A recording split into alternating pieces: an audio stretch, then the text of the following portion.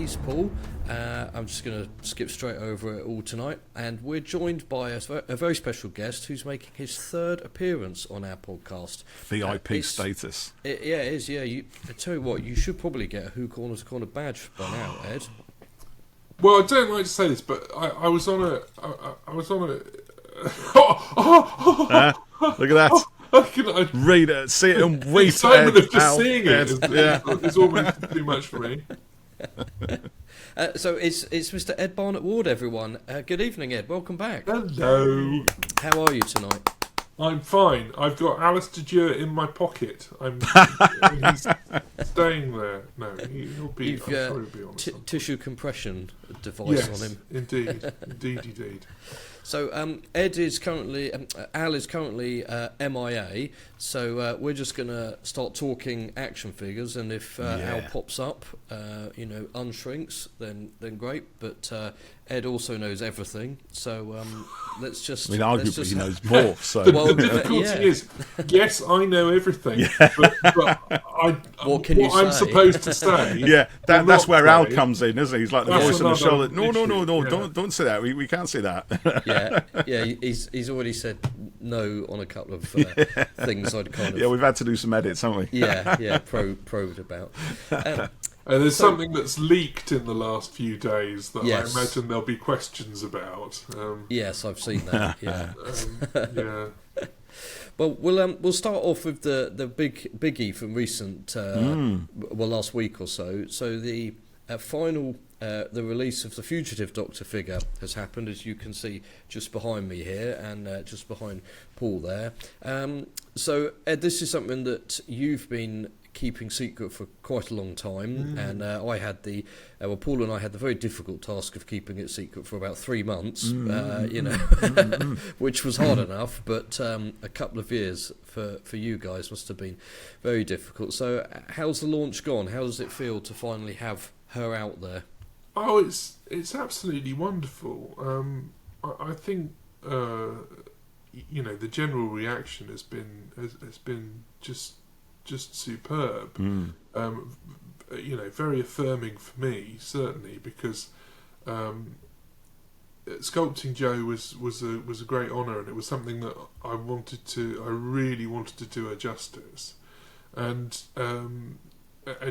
we really wanted to do the figure justice, and in fact that there were, it was a very much a case that we weren't going to put it out there in the world until it was absolutely perfect. Yeah. And the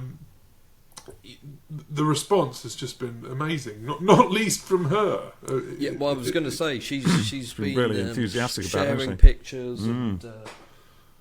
What you're reaching for, Jeff? I just went to. There she is. People have seen her, but look how good she is.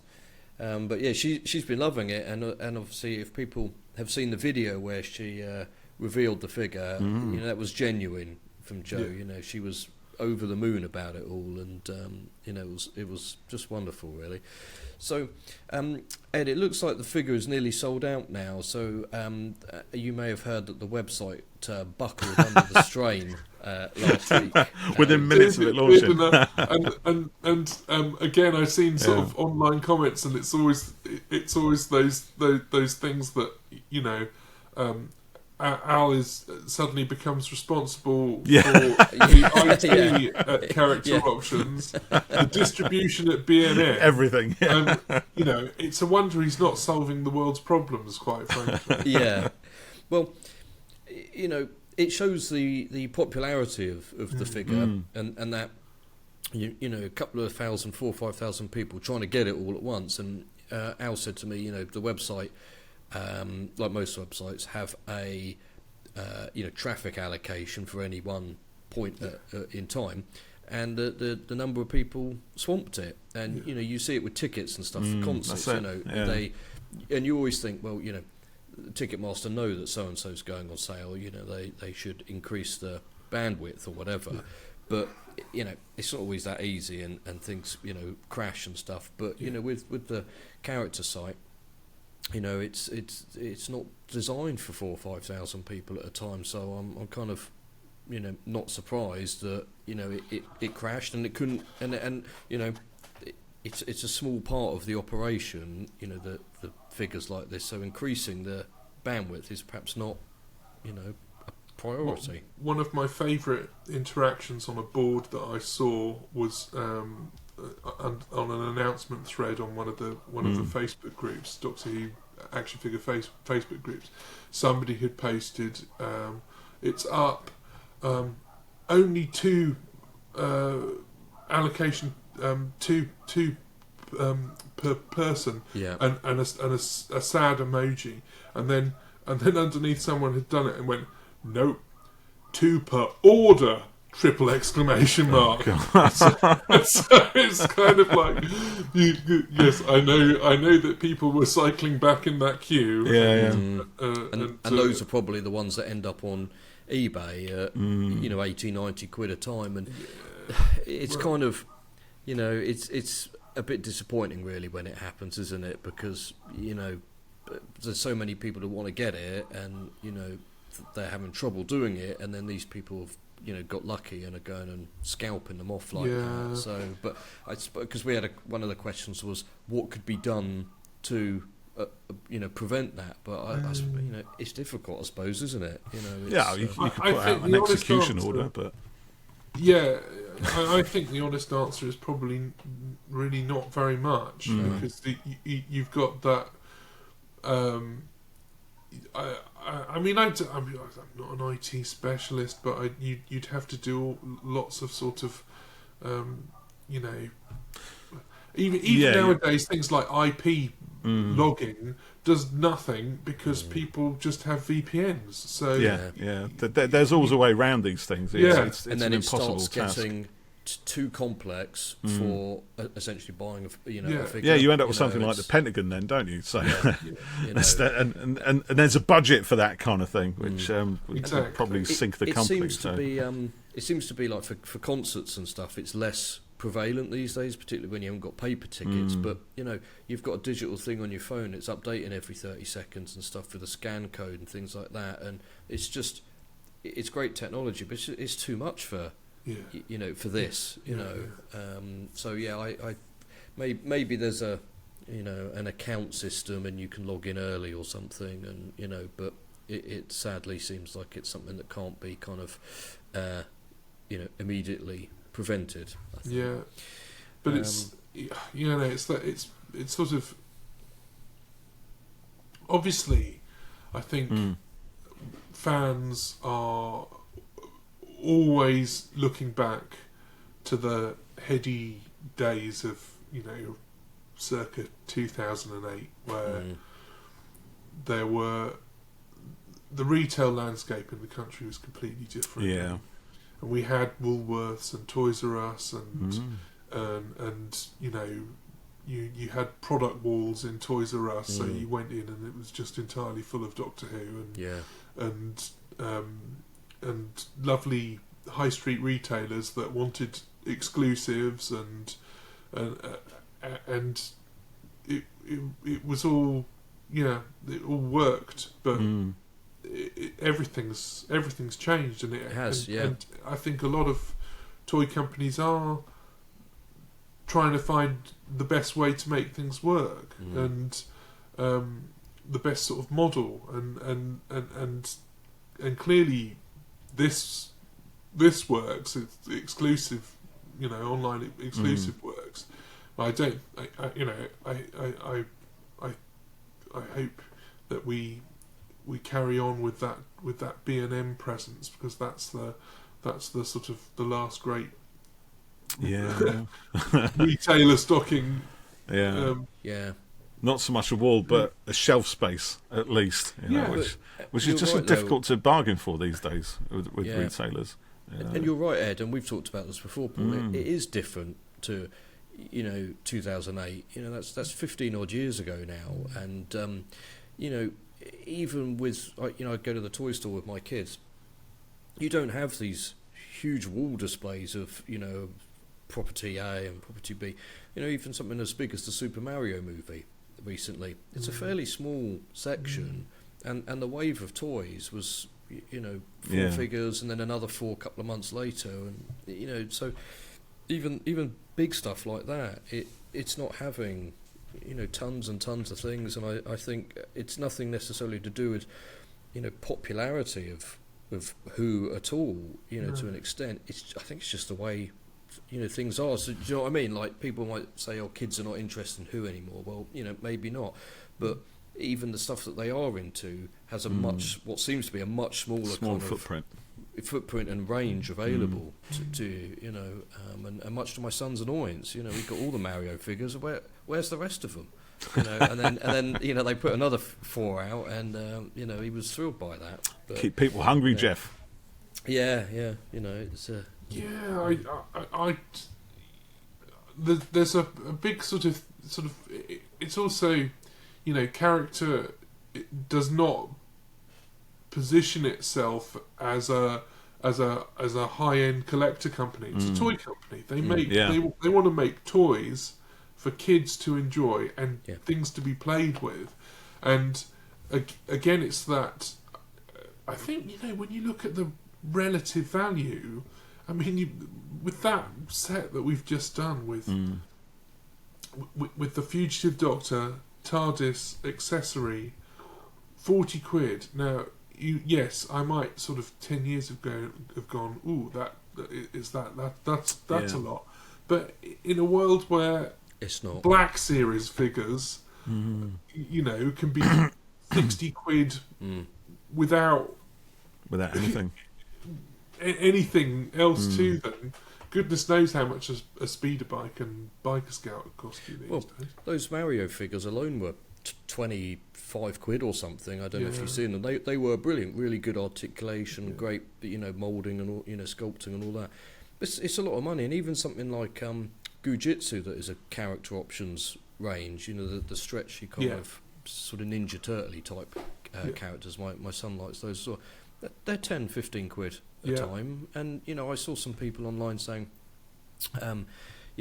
15 years ago a Doctor Who figure was a tenner, and now with inflation it's 15 or 16 quid, and then a TARDIS was 15 quid, and now it would be 25. So put that together, and it's 36 quid. So why is the Fugitive set 40? And I thought, you're arguing over £4, and and then they say, well, why hasn't it got the sound chips and stuff in it, and the speakers? Well, then it adds another cost to it, doesn't it? And wax it up again, and things cost more. Things move on. These if they days. really want to go down that road, then go back to 1980 when I used to get my little Star Wars figures. They were 99 pence, I tell you. And the big one was like less than a fiver.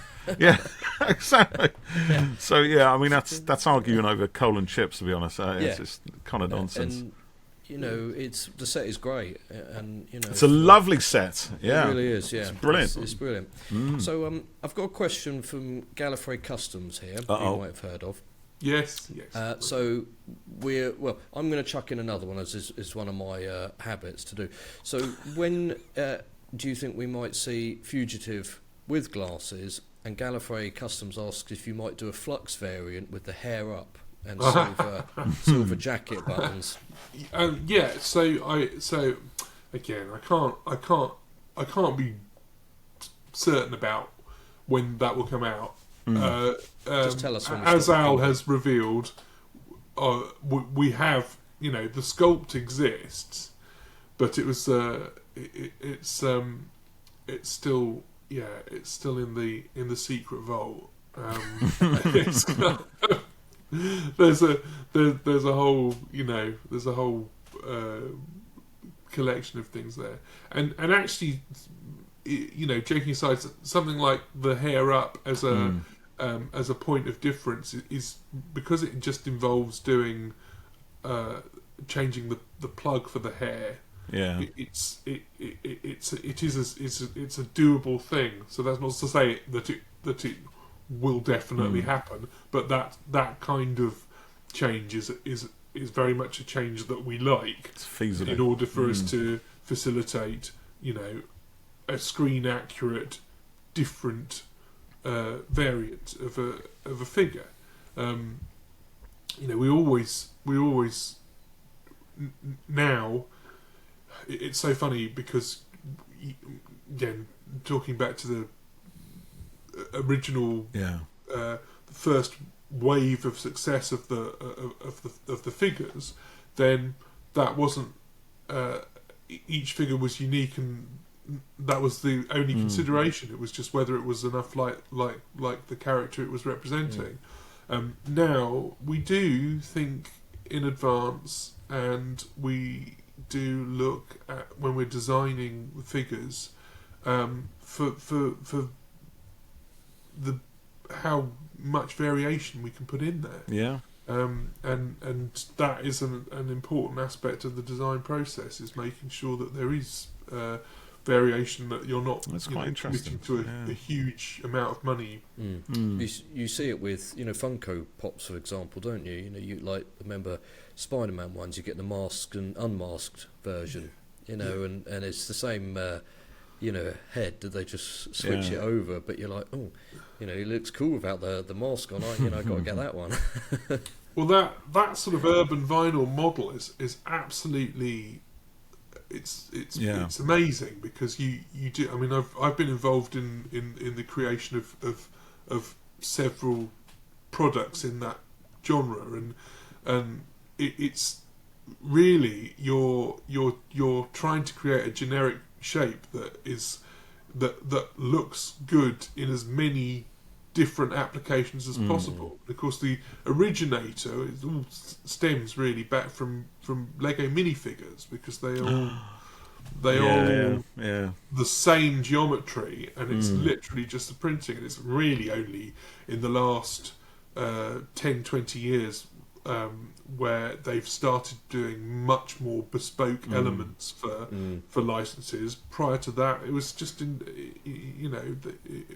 the printing was the only thing that changed on the figures. And there was a selection of hair pieces, weren't there, that would change colours and stuff, and some of the things now, like my son really likes the Dreams series. I don't know if you've seen that, but some of those figures have got really quite unique kind of scarf pieces that have got bits flying out and cloaks on them and stuff, and it's quite it's quite fun seeing these really bespoke pieces made for the stuff.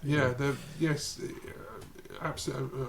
A good friend of mine and former colleague whose sculpting work adorns many a Doctor Who fan's shelf, because he worked on the line for a long time and produced a lot of different figures. After our previous place where it all started at Design Works, when I went solo and he went off and became a designer for Lego, and worked in Billund, and he is responsible for the majority of pieces from Batman. He first started really doing work around the Batman movie and creating all those pieces, and he is just one of the most brilliant fans and enthusiastic human beings that you'll ever meet, and I know that was an absolute dream job for him. He also did the dragon from Ninjago, in the Ninjago film, which is just absolutely incredible. The Ninjago stuff is great. I mean, to be honest, a lot of the sets, the visual design, the build design and stuff is astonishing, really. It's top notch. It really is. I'm constantly impressed. Even putting together a Lego Friends set for one of my girls, it's got Technic pieces in it, so you can turn the handle, and then the wave thing goes, so the guy on his surfboard moves, and then it's got a beach ride that spins around, and it's brilliant. She thought it was amazing. So it was great fun. It's brilliant. Yeah, it's Al's absolutely killed me. I've done nothing but talk about other people's products. Yeah, let's we can bring it back in. Take it back round now. So, let me just scroll through my questions here. So, we've got some B&M related ones, but maybe that's a bit more for Al a bit later. So, Mondas Productions on Twitter asks if there's any plans to re-release older and sought after figures, maybe in something like the Black Series line, that the Star Wars that you mentioned, and people also asked about Sonics coming back out as well. Ooh, a lot of interest in that. Yeah, Sonics, I don't know. I mean, any sort of really any production thing, I can only talk about in general terms because I'm not Character Options Al is, so that's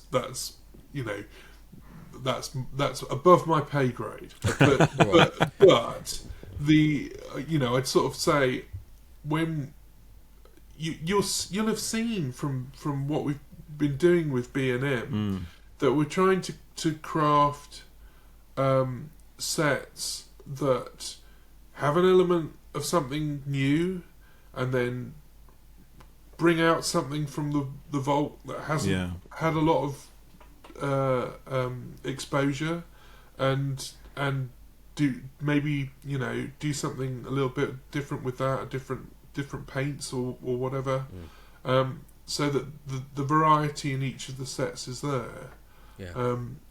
And that's the ethos. We're looking. I mean, you'll see the recent Time Lord set obviously came from that sort of what can we do with the Time Lord. It's only been out once, and is can we make it other Time Lords? Is that possible? And then we just kind of go through the whole process of working out what it can be and where and obviously Deadly Assassin came up. So it kind of makes sense then, pretty soon.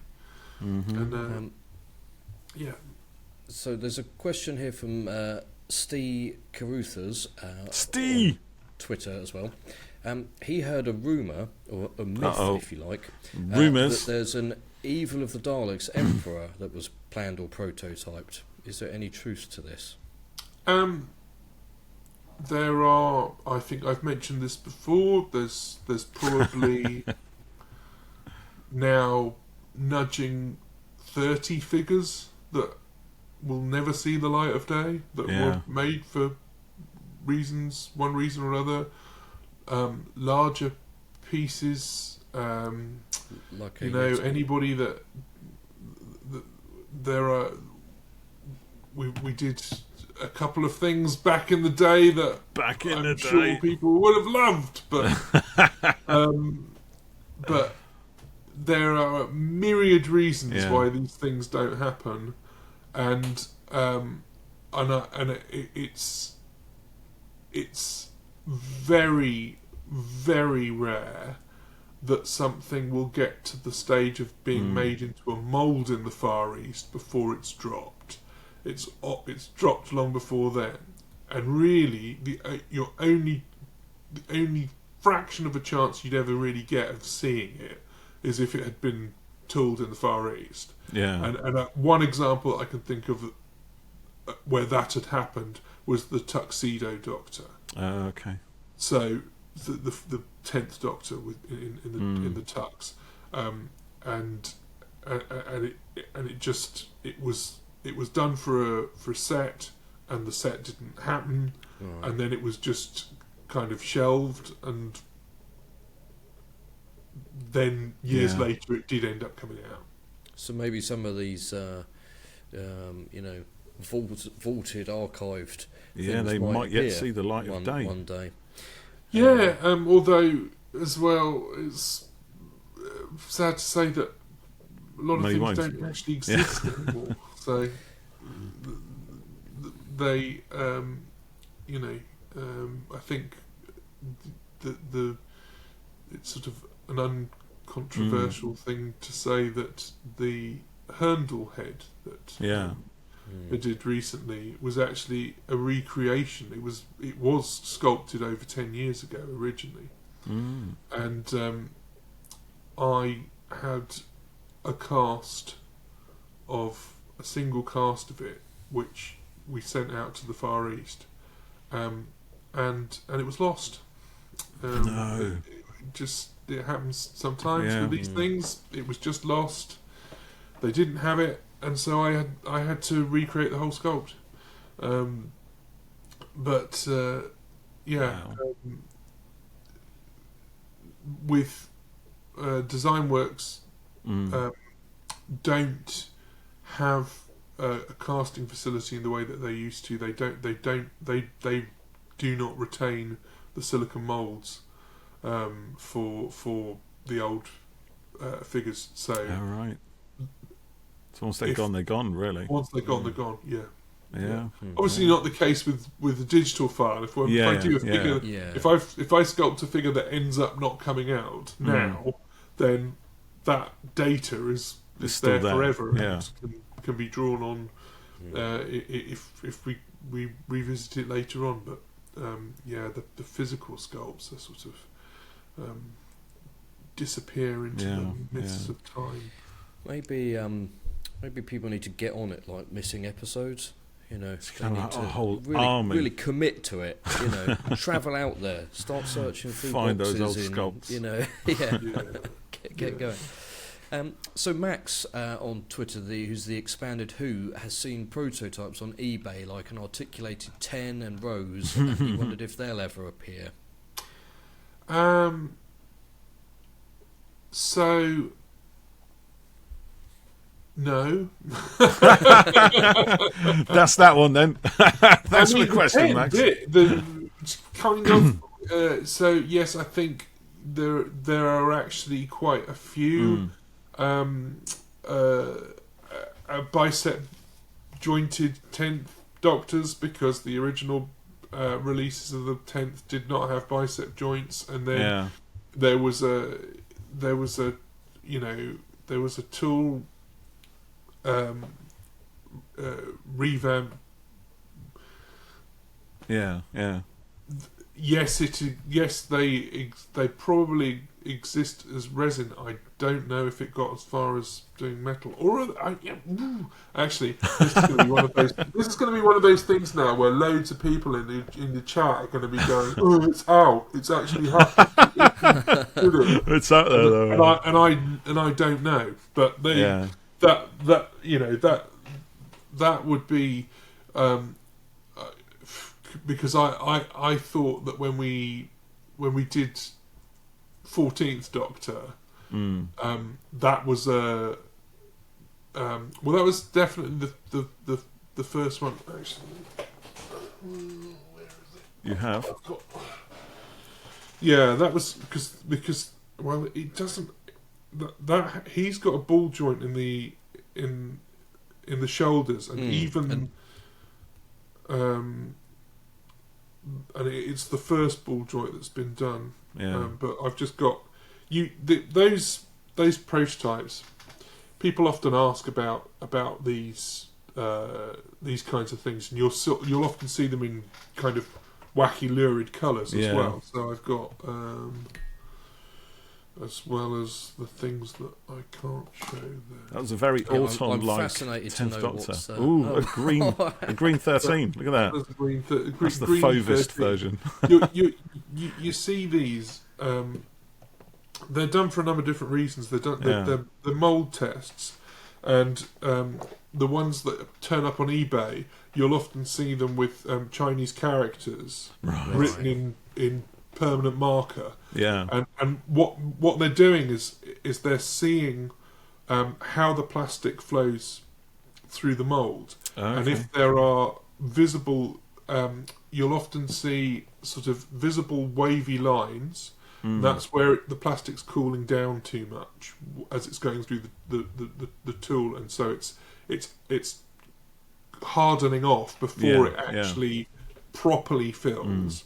And you'll also get bits where there are occasionally where there are air bubbles or missing bits of detail, and then they have to create airflows so that the air can come out when they're injecting the plastic in, and then sometimes you just get like a mould flush where literally they just run whatever plastic is in the machine just to see how it's going, or to clear out the mould from any stuff that's in there, and all of these things seem to end up on eBay. There's always a collector somewhere, I guess. Yeah.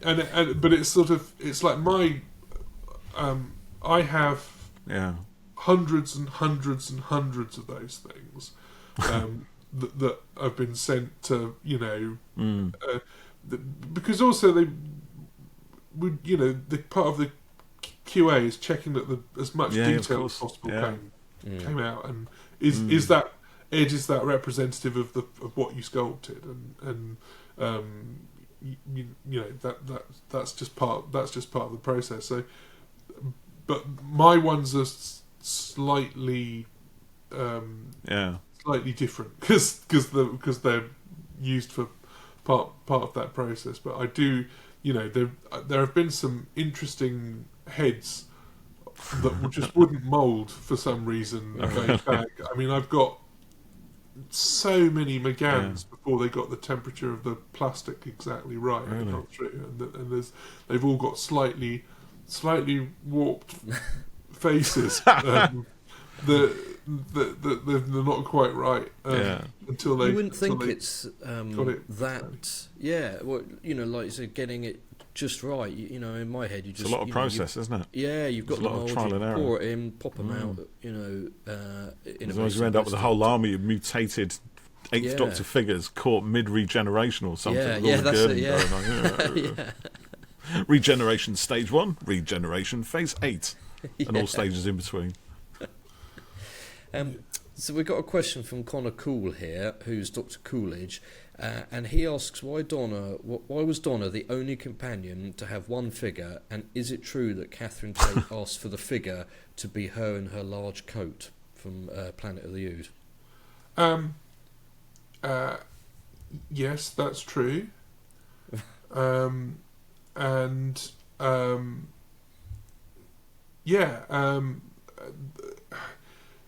So, okay, how can I?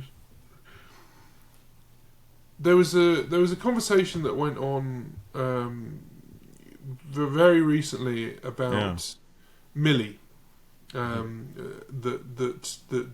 because she's leaving the series, that would automatically mean that she wouldn't get a figure, because.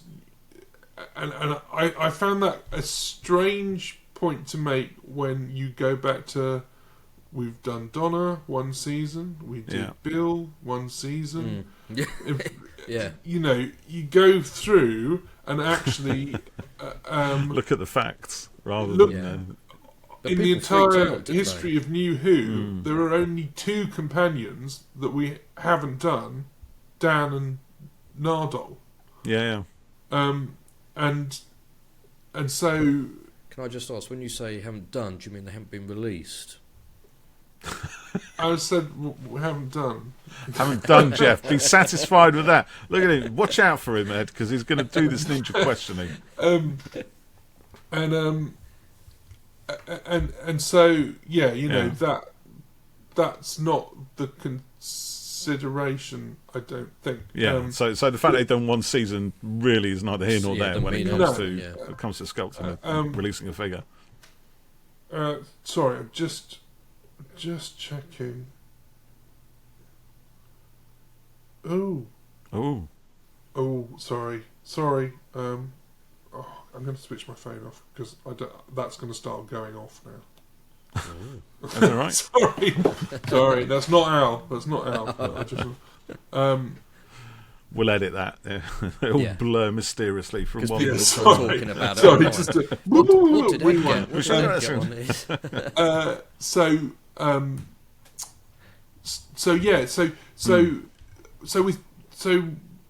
with Donna, I mean, I think it's well known because the photos of that prototype are out there. That we had originally done a bride Donna. Yeah, I saw that today. We'd sculpted a bride Donna. But that just... So, weirdly enough, the Ragnos Empress is possibly the fastest turnaround from sculpt to product we've ever done in the history of the line. It was about 2 months, and if you recall, the first wave of ones that came out, I think their legs all snapped off. Oh, really? No, don't have that. No. Strike that from the record. But rewind. But I'll say that. I'll say that again. I'll take two. So yeah, the fastest turnaround from figure to from concept to figure was the Arachnos Empress. We were working. I think it was as late as November, and it came out in January. Wow. And we started sculpting off a maquette from Special Effects Maquette. Okay, that was the only reference we had of it. They hadn't fully finished building it. Yeah. While we were sculpting it, then beautiful pictures came in from on set, and we started doing. And again, it was one of those things. It had originally been. Because Tennant wears the tux in that, and that's what the tux Tennant was sculpted for. Was a bride on a tux 10 double pack that just didn't come to fruition for whatever reason.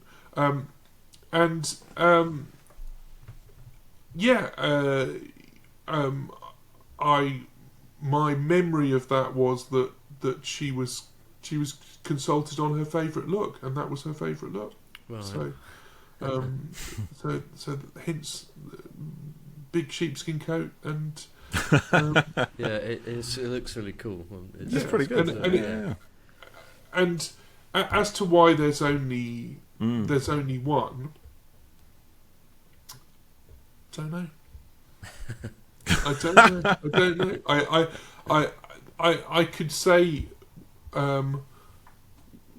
about other non-specific people, they just haven't wanted one, and I don't know that is at all the case with Catherine Tate. But there have been cases where other people have gone. I'm happy with that one representation of me, and I don't want there to be any more. Just leave it as it is, right? Yeah. Interesting. So, well, that sort of let me lead into this question. So, quite a few people, including Paul Michael on Facebook, asked about an Anthony Ainley master figure. Yeah. And there was a rumour that his estate were being selective about lightness usage, and maybe that's restricting the figure. What truth is there in that? I don't think that's as far as I know, has not been an issue with doing another figure. I mean, we would all love to see a sort of Traken set or something. Style velvet suit with the embroidery and the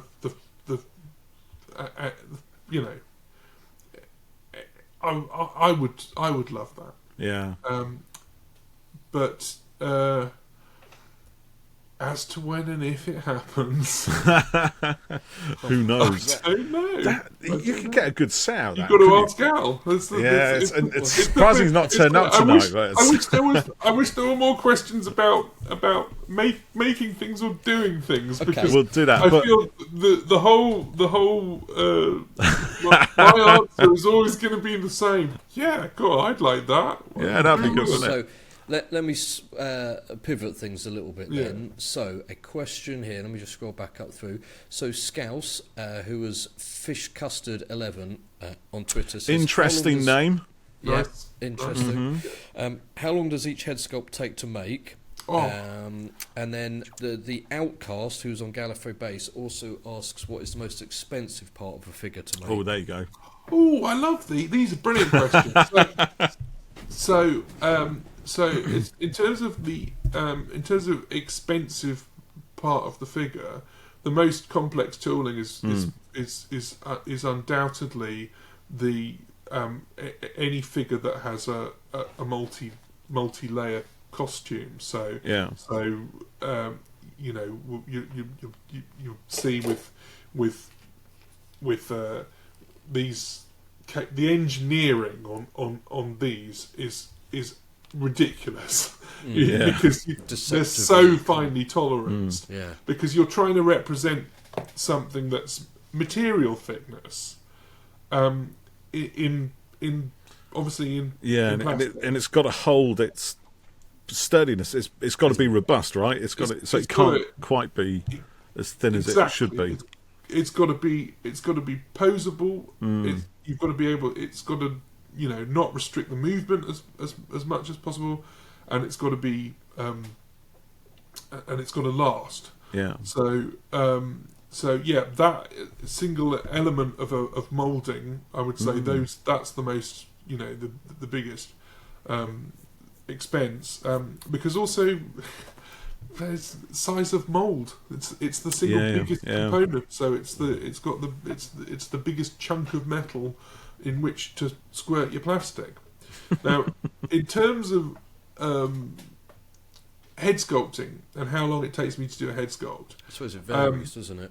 So we have a variety. We sort of I think of them as different tiers of reference and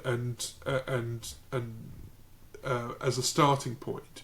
And obviously, the best quality reference that you can have is as we have with Jo, where I was able to digitally scan her, but not just digitally scan her, but actually have some time to spend with her to talk about her character, to scan her with different facial expressions, and to have that as a base point. Now, but scanning isn't a magic button. It doesn't give you a lifelike sculpt because it's rather akin to a photo booth where you have to hold your position. Right. Anybody who's being scanned will try and look as natural as possible, but they have to hold their exact expression for at least a minute while I do it. Oh, really? So, which, when you're thinking about it, can seem to drag on, and you're aware of your eyes flickering, your nose twitching, your lips moving, the need to swallow, and I'm dancing around them. Yeah. There used to be stuff on YouTube of me scanning. Well, actually, it must still be there somewhere. There's a question related to that, which come back to that. Next. Pass that one for now. Yeah. There's still the Little Mix Diaries. I'm in the Little Mix Diaries on YouTube. Okay. Scanning Little Mix. I'll be back in a minute. I'm just going to go to YouTube. The episode is something called along the lines of "We've been made into dolls" or something along those lines. Yeah. So you're moving around with no white in my beard, dancing around Little Mix, scanning them. The fifth member. Exactly. So actually, scanning itself is a very distracting thing, because it's that thing of it reminds me of Austin Powers when he's being a photographer saying, "Ignore me! Look at me! I'm just taking pictures. Don't look at me! And that's exactly. I've got. So I do structured light scanning. So there are lots of different types of scanning. Well, 3 basic types of scanning. There's bouncing a laser off people. Yeah. LiDAR. There's photogrammetry, which is where you can do it with a single camera, but not with a person, because people move. You can do it with objects much better, where you take a photograph from hundreds of different angles, and when you see photogrammetry, that is the predominant technique in the film industry now, because it does give such amazing results. But you'll see that they have an entire bank of 300 cameras around that simultaneously take the photograph, and then an algorithm extrapolates 3D information from that 2D information from those photographs, using the light and darkness as depth, and you get stunning results. But the type of scanning that I do, structured light scanning, projects a grid onto the subject, captures the information, and it knows the computer knows from how the grid deforms what the 3D object is. Mm-hmm. Now, the net result of that is that I can capture people, but the accuracy is only as much as they're able to sit still. So if they wobble about, then it's instantly going to be weird, less accurate.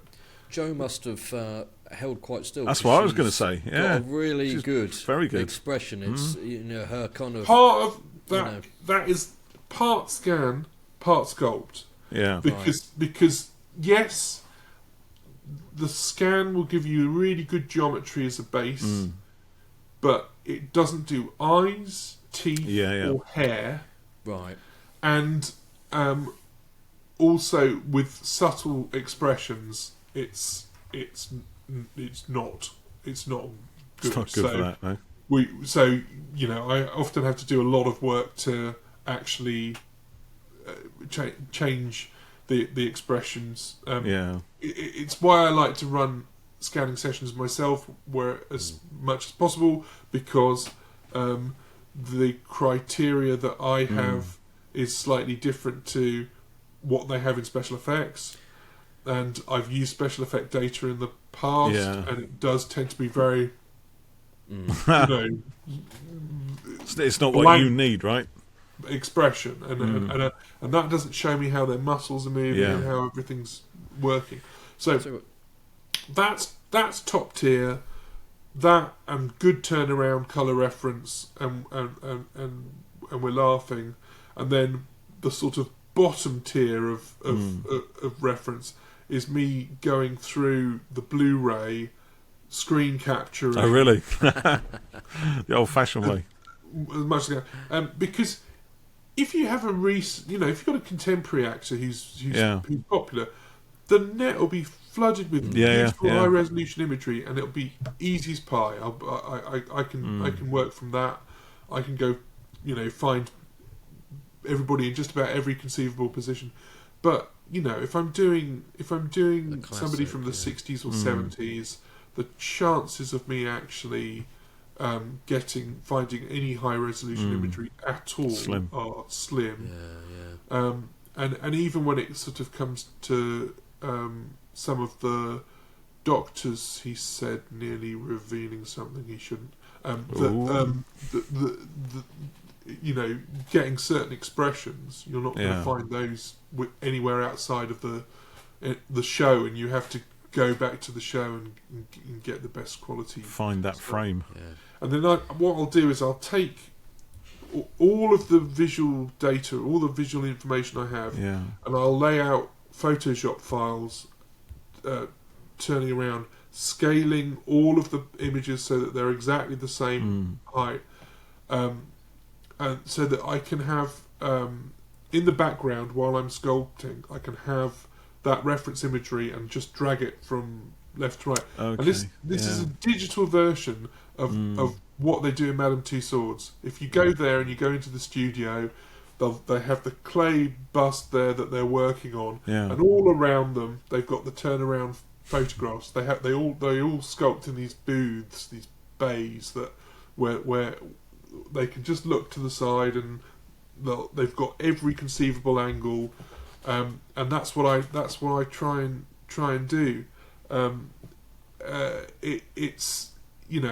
It can be hard, even with I've had cases in New Who where there've been really good studio photos, but they might have been taken with a particular attitude, not necessarily reflecting what you want to show in the figure. You'll see with the expression.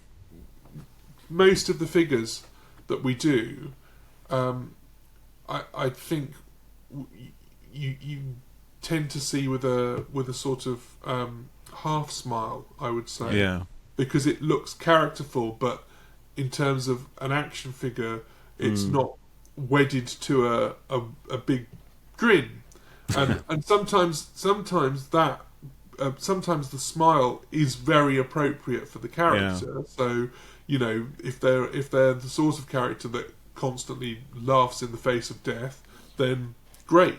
There you go. That smile will work. But if it's most characters, I'd say you're looking for a sort of half smile, which is surprisingly difficult to capture if you don't have it. Yeah. Maybe the half smile isn't cool anymore for today's actors. You know, they need to be like you said. You know. So there was a question from Bundersrat. Bundersrat asked if there was any footage of figure development or manufacturing that you could share. And as you've just been talking there, I think maybe there's a mini documentary in the process. I think so. Of what you do. So, what's really sad about me not having Al here to reference is that since our last talk, I've actually opened up the archive and taken stuff, drawn stuff off disc, and got it on my network nearer to hand. And I basically, I think, you name any figure, and I can show you work in progress of it being, the grey, the sculpt. If you go back to the days when we were still doing everything by hand, physically, and the decorated samples, I've got thousands and thousands and thousands of pictures, and quite a few of those key characters, and particularly around the time when we were first doing the classic era figures, that first wave of classic figures we did, I quite religiously recorded them actually being sculpted. Oh, okay. So most of those doctors were sculpted by, because we're talking about a time when I didn't have a lot of time for sculpting. It's like the original figures, there's not a lot that I did. I did the Sycorax and the Ninth Doctor non-disco dancing version, but most of the Doctor sculpts were done by a guy called Andy Teal, who's an absolute genius sculptor. You will never find anybody more capable of rendering a photographic likeness in a piece of material that's 15 millimeters tall. I have it easy working on the computer. I work at real size. The sculpts I'm working. Yeah, you can just zoom in, can't you? Just blow it up. It's there on screen, and that's one of those things actually that we sort of we have. You do have to have a reality check. You do have to say to people when you send renders that they can look at in high resolution on their HD monitors. You do realise that when it comes out, that head that you're looking at will be 15 millimeters tall. But yes, we used to literally sculpt with cocktail sticks and pins and needles and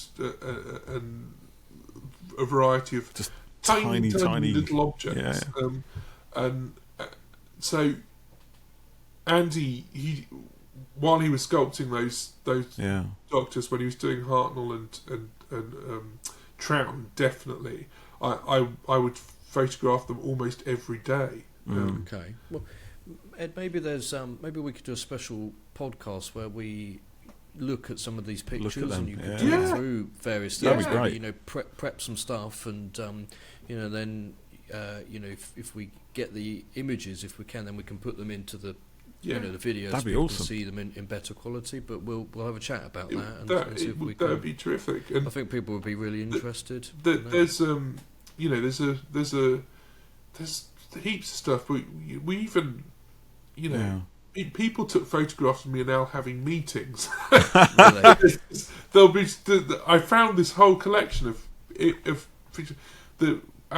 We used to have a little client meeting space out by reception. And there was a glass cabinet, like an IKEA glass cabinet, which is like anyone who's watching this podcast will have had at some point. Yeah, at some point. What they call Delt something, isn't it? No. Yeah, no. That's, no. No, there's a name for the type of cabinet. Yeah. I thought it was just cabinet to put things in. But that's there's one of those in the background with all kinds of stuff in, and then there's just somebody's just taken snaps of Al looking at a figure and looking really intense, and then he's looking really animated and pointing at something, and I'm scrutinising it and looking at. Yeah, but it'd be great to see some of that. So sorry, but there was another question from Bunder's Rat as well. Would you ever write a book about figure development? But maybe we could do a. We've actually talked about it. Al and I have talked about doing it, and in fact, I would very much like to, and I hope he does. It's got to be some mileage. I think it's one of those interesting things where probably all of the juiciest stories you couldn't actually say. Yeah, probably not. But nevertheless, the interest is still is still there. So I suppose also even as a document of how the evolution of production and design and everything else has kind of changed over the decades, it could be quite a good record of that, right? Well, I know.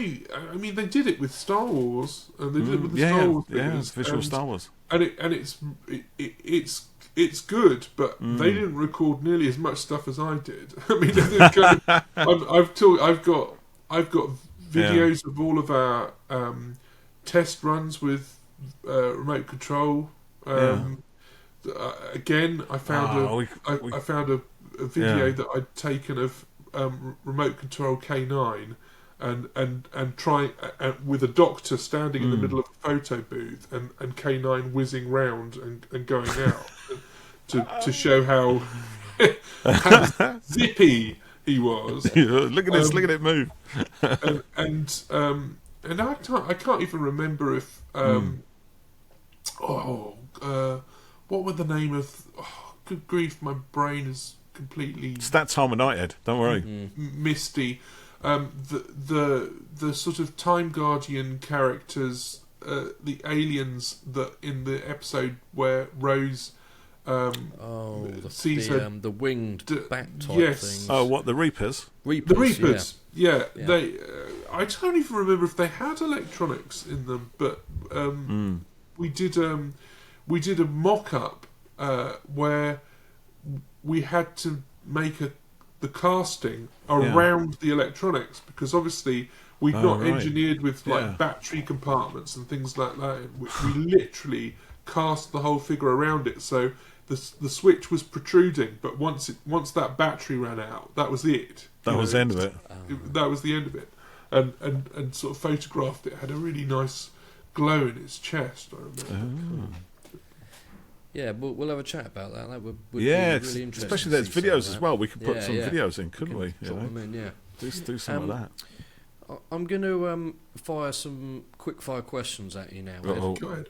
Get ready. Quite a lot of people asked about a history of the Cybermen type line. What do you think the chances of something like that happening? And a lot of people wanted a Nightmare in Silver. We already did it. Ages of Steel. There's more Cybermen than that, though, isn't there? Didn't go.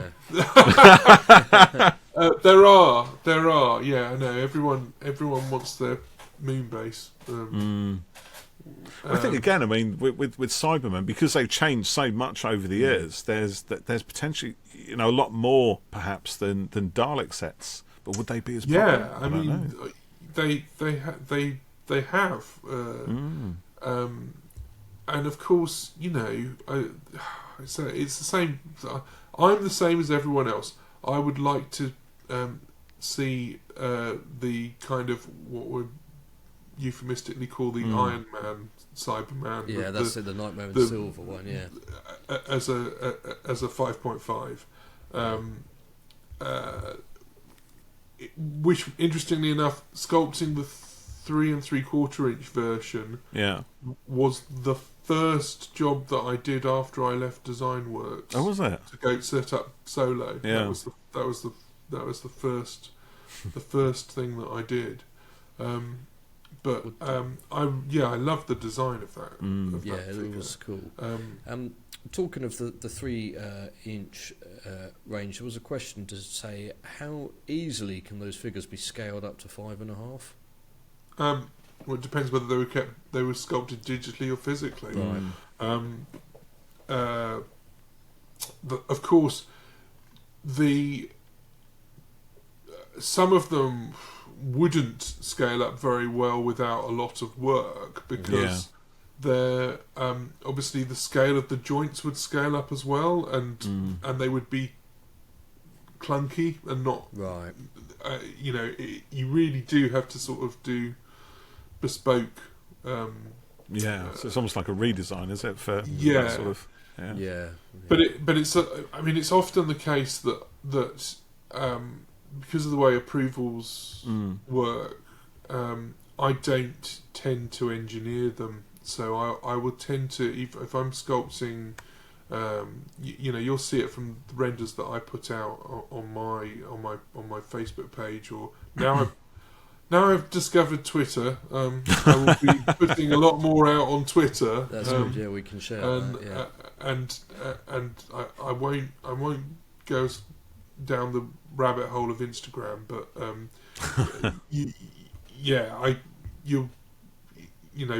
you see, I sculpt them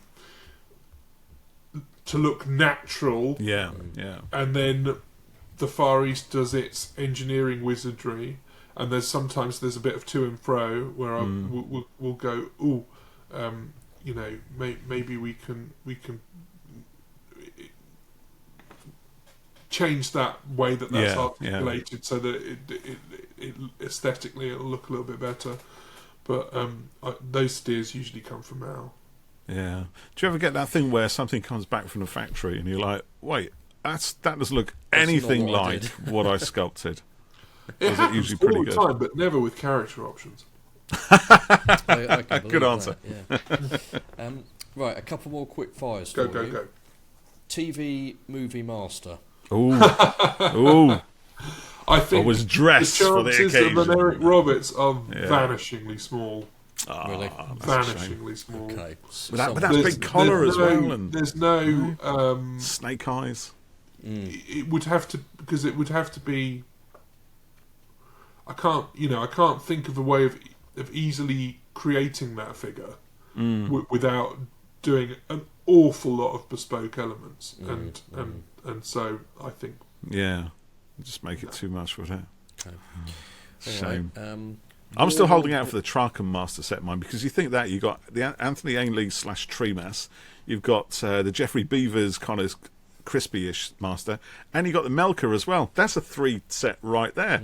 Brilliant. That'd do me. It's beautiful. Well, that sort I'll of cling links on a to little that. bit to this. So Doug Williams asked, how come some obscure baddies get made, but not high-profile companions? That's a leading question if ever I saw one. So specifically, Jamie, Adric, Tegan, and Nissa. And I also had someone ask, let me just see if I can find it quickly. Where's it gone? When is Jamie McCrimmon getting a figure?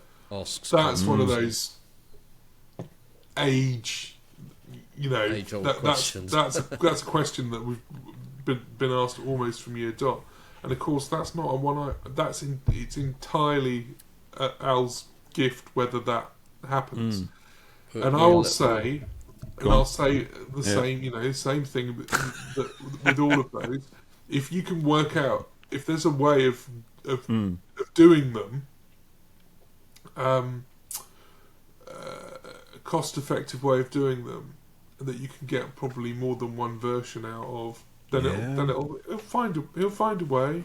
You could with Jamie. Jamie's worn quite a few outfits over the years. I said, like, maybe I've already done something from one of those lists. Exactly. Maybe I have. No, there's the thing. Maybe it already exists and will be released at some point. Well, if we're looking at reusing parts, maybe a kilted 15th Doctor could somewhat turn into a Jamie. You see, that's good thinking.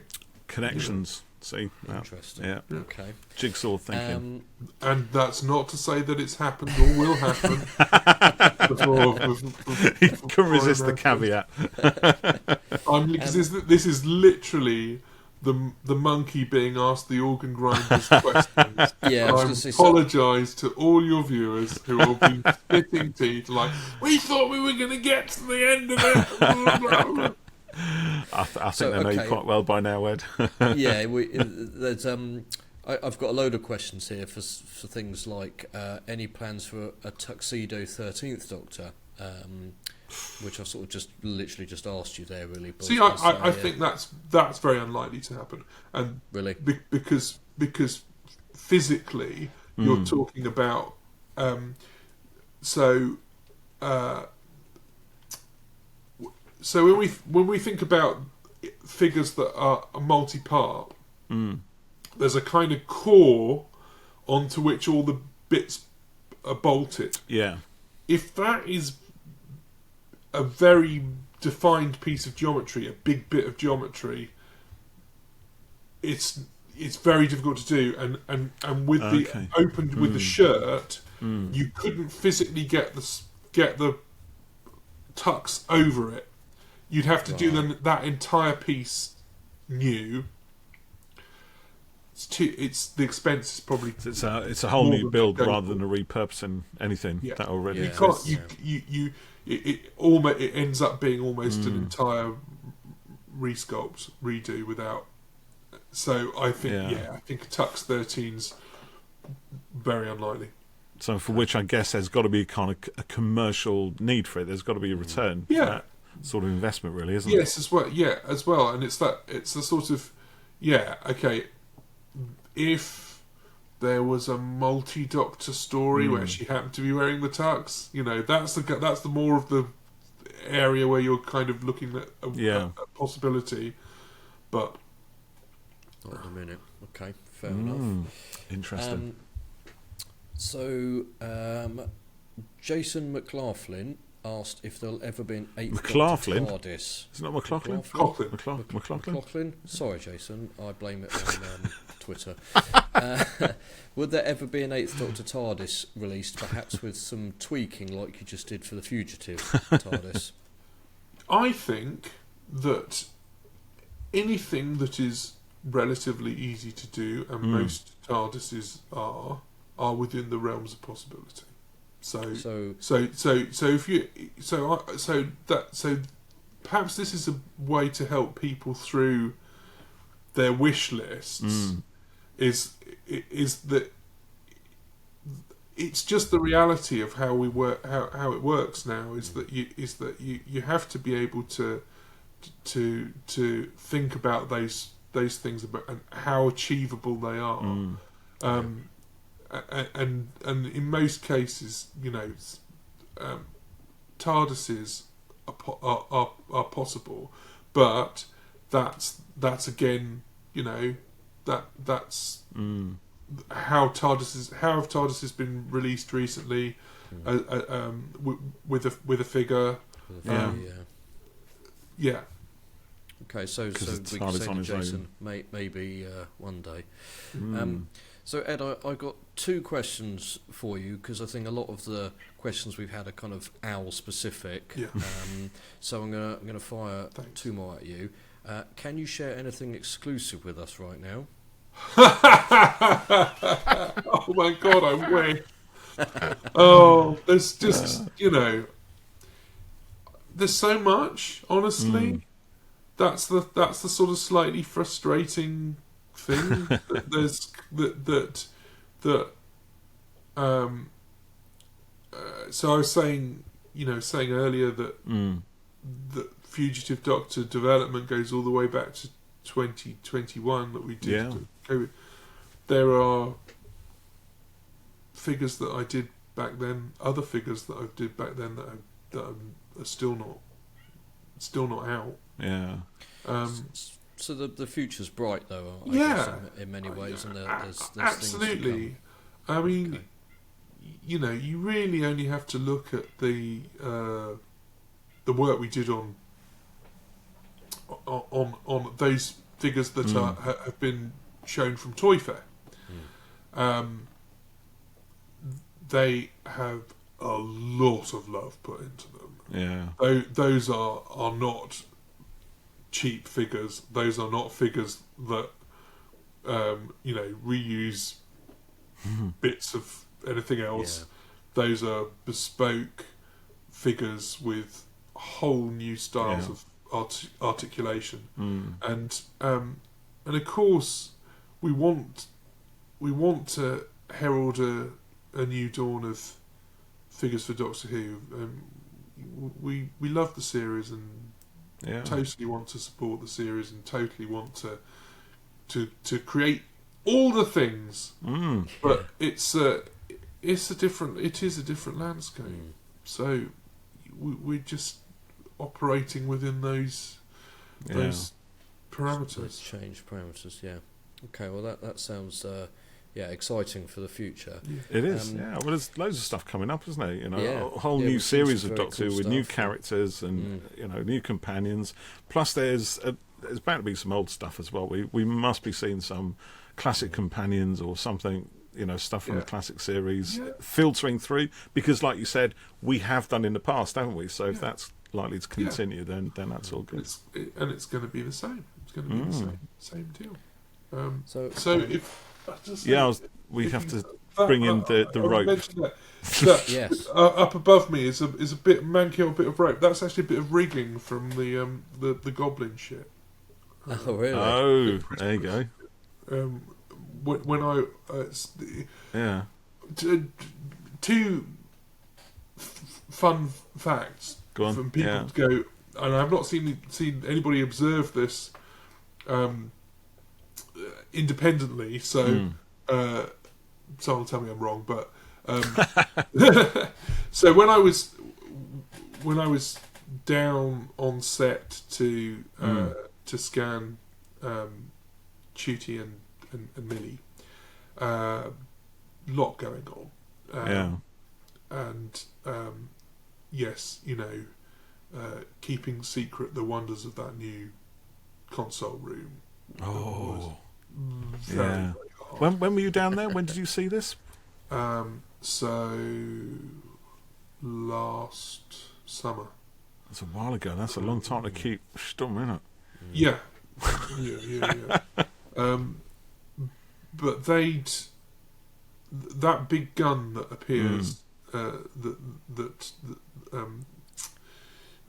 the end, just before the regenerate, the gun that the 14 is shot with. Yeah. That gun is a homage to Star Wars. Oh, if really? you look at the construction of it, it's made from bits from Star Wars. There are okay. Yeah. If anyone familiar with the Mandalorian, there are IG-11 heads built into the side of it. They are actually the combustion chambers. I'm going to need to look at it again now, because I've never noticed that. But the one that really gets me, the baffle right on the end of the barrel of the gun, is R2-D2's head. No. Oh, really? Is that? Yeah. It's the metal frame. Now. Why didn't I see that before? It's R2-D2's head. Why didn't I see that? Nobody's noticed that. Kicking myself. No. Is it visible on screen, or do you only notice that because it's visible on screen. Yeah, you can. I'm going to fire it up. As soon as we finish this now, I'm going to go straight down and fire up the giggle again, freeze frame, and analyse that from every possible angle. So you came away with a bit of rope from the Goblin ship then, which I have to explain to our audio listeners, is just hanging behind Ed's head. Yeah. They just asked me if I wanted if I wanted it. Do you want a bit of old rope? Of course. Goblin old rope. Yeah, I'll take that. Yeah, that's all cool. Bit of set. Yeah. So my last question for you, Ed, is where's my weeping angel, 13th Doctor? He's been waiting for that one. because that's an easy one to do. Piece of cake, Jeff. Yeah. Yeah. I mean, I do it myself, but he's rubbish with a cocktail stick, aren't you? Yeah. Don't have a magnifying glass big enough. Yeah. I know. I do. There's some things, and it's it is just, I don't know. We often brainstorm ideas, obviously, but now we think of B&M terms. You've got to think of everything as a set of three. So you've got to get three. Any idea you have, that's the other way that people can filter in their minds the likelihood of them getting something. Any idea you have, you've got to think about it in terms of three. Is that how they always want stuff at B&M in a 3-pack? Yeah, or if it's sizable and bespoke, like obviously the Fugitive, then you got to think about the likelihood of that having that same kind of mass appeal. And sometimes I feel people aren't necessarily honest with themselves when they are thinking about those wants. Well, you kind of want something so much, can't you, that everything becomes in that tunnel. And at the end of the day, it has to be viable to sell in. I mean, it's a very difficult path to navigate. There's no doubt about it. We'd all love to make everything. We'd love to. But saying that, Weeping Angel, 13th Doctor. So you've got the Doctor herself's Weeping Angel. Then you could do at least 2 other Weeping Angel figures. One with the hands over the eyes, the other one going with the claws extended. So there you go. There's your 3-pack right there. You've got at least 2 sales here. So there you go. Yeah. Okay. Job done. Piece of cake. I'll do a custom. Yeah. Once you've done the wings, Ed, it's open for business. Itself. It's made. Yeah. The rest is. Well, Ed, thank you very much for joining us tonight. It's been a pleasure talking with you as always. I'm sure. Definitely. Hopefully you enjoy it, but I'm sure it's slightly frustrating for you as particularly I ask you questions that you can't answer. I know. I'm so sorry. The thing is, I'm not Al, and it's that kind of. I don't know. No, I'm sorry. But, we'll get back Al. We'll get Al back on at some point and put him under the cosh. But the recent figures have been great, and we're very excited to see what's coming soon. And we'll have a chat and see about doing a kind of retrospective podcast and see some of the treasures from your archive. So thanks for joining us. Thanks for listening to Who Corner to Corner podcast, and we'll catch you next time. Till next time, bye for now.